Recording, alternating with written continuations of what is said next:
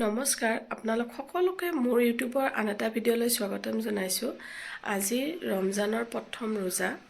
মোৰ ভিডিঅ'টো দিওঁতে হয়তো কোনদিনা দিওঁ নাজানো, আজি মই হ'লেও শ্বুট কৰি থৈ দিছোঁ।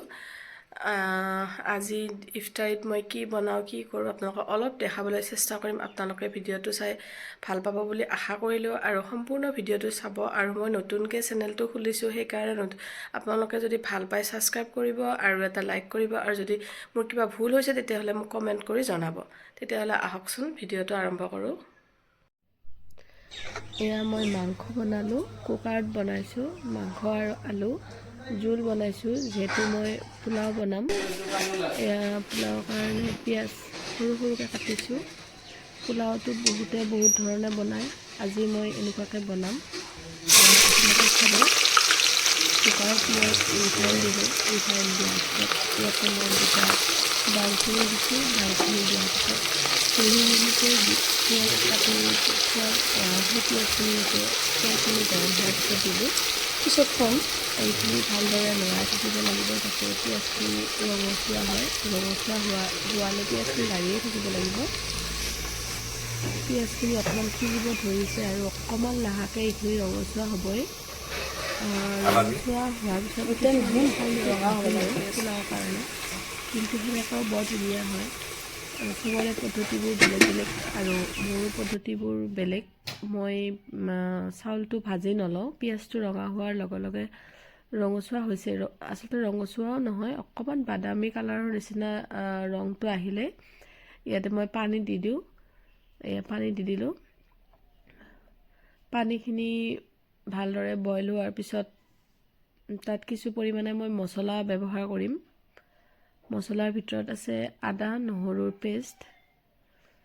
এয়া নহৰু দিলোঁ, আদা দিলোঁ।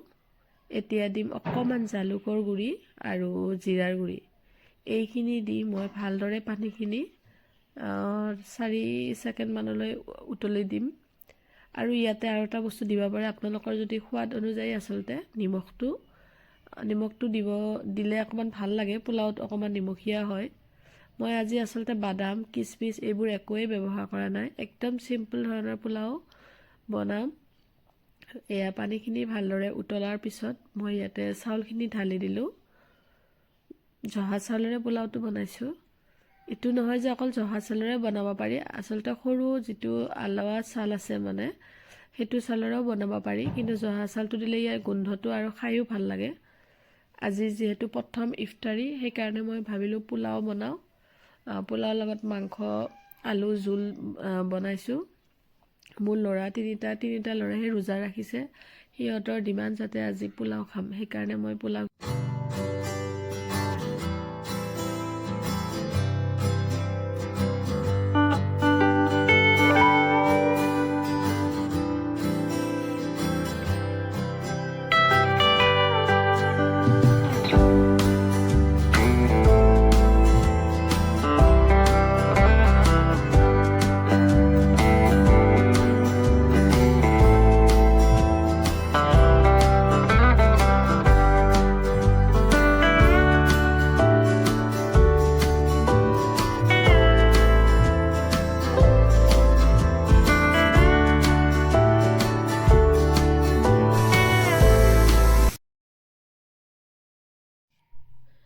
এয়া মই এটা চিটি মৰাৰ পিছত অকণমান লাহেকৈ কুকাৰৰ ঢাকনিখন গুচালোঁ। এয়া চাওক, পোলাওখিনি বৰ ধুনীয়া হৈছে আৰু চাউলকেইটাও এটা এটা হৈছে। আৰু বনালোঁ এয়া মই চিকেন ফ্ৰাই। চিকেন পকোৰা বনাব খুজিছিলোঁ, কিন্তু চিকেন পকোৰাটো নহ'ল। চিকেন অকল মছলা দি ফ্ৰাই কৰাহে হ'ল। সিহঁতে খাম বুলি ক'লে কাৰণে মই পকোৰাৰ কাৰণে বেচন আচলতে নাছিল, মই অনাও নাছিলোঁ, সেইকাৰণে এনেকুৱাকৈ চিকেনটো ফ্ৰাই কৰি দিলোঁ। খাই ভাল পাইছে বাৰু সিহঁতে। এয়া ইফতাৰীৰ যোগাৰ, তৰমুজ, এয়া গোটেইখিনি ফল মূল মই ধুনীয়াকৈ ধুই কাটি ল'লোঁ। এতিয়া মই আছে বুট ভাজিবলৈ, বুটখিনিও ভাজি মই একেলগে লৈ লওঁ। এয়া বুট ধুনীয়াকৈ মই উহাই লৈছোঁ, আগতে বইল কৰি লৈছোঁ, এতিয়া ভাজিম। আৰু ইয়াতে আছে দালিৰ পকোৰা বনাম মই। এয়া মচুৰ দালি, ভেদাইলতা পাত আৰু কেঁচা জলকীয়া নহৰু আদা পিঁয়াজ এইবিলাকৰ পেষ্ট, আৰু এয়া মই চিকেন যে কৈছিলোঁ চিকেন ফ্ৰাই, এইখিনি মই এনেকৈ কৰিছিলোঁ, পিছতহে মই ফ্ৰাই কৰিছোঁ। ইনশাআল্লাহ আমাৰ ইফতাৰী যোগাৰ হৈ গ'ল। এয়া বুট ভাজিলোঁ, আপেল, মৌচুমী, কমলা, তৰমুজ, খিজুৰি, বুট, এনেকৈ এইখিনি বগৰী গোটেইখিনি ঠিক কৰিলোঁ, হৈ গ'ল।